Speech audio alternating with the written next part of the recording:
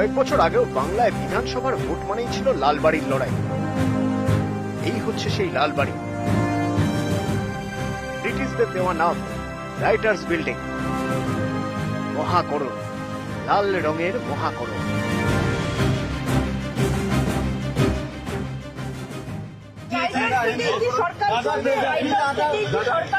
हमारा कमिटमेंट बहुत पुराना था, जो हम लोग राइटर्स बिल्डिंग से ही हमारा सरकार का परिचालन।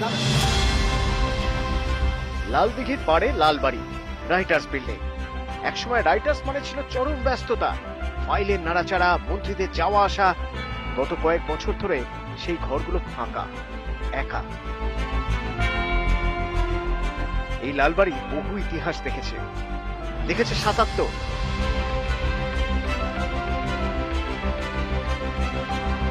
দেখেছে 2011 পরিবর্তনের ঝড়। 2013 সালে রাজ্য প্রশাসনের সদর দপ্তর মহাকরণ থেকে সরিয়ে নিয়ে যাওয়া হয় নবান্নে। এরপর থেকেই ধীরে ধীরে যেন ব্রাত্য হয়ে গিয়েছে এই বিরাট লালবাড়ি। একা একা দাঁড়িয়ে দেখেছে সময়কে বয়ে যেতে। দেখেছে গঙ্গার ওপারে নীল সাদা বহুতলের দাপট। এভাবে প্রায় কেটে গিয়েছে 13 বছর। 26-এ আরেকটা বিধানসভা ভোট।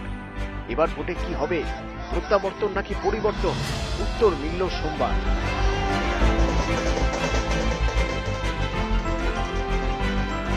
এর একবার বাংলা জুড়ে পরিবর্তনের ঝড়।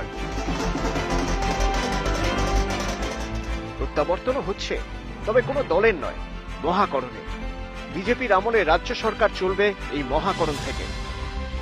हमारा कमिटमेंट बहुत पुराना था, जो हम लोग राइटर्स बिल्डिंग से ही हमारा सरकार का परिचालन। 4 মে পশ্চিমবঙ্গে পরিবর্তন, গেরুয়া ঝড়। সরকার করছে বিজেপি, ফিরছে লালবাড়ি।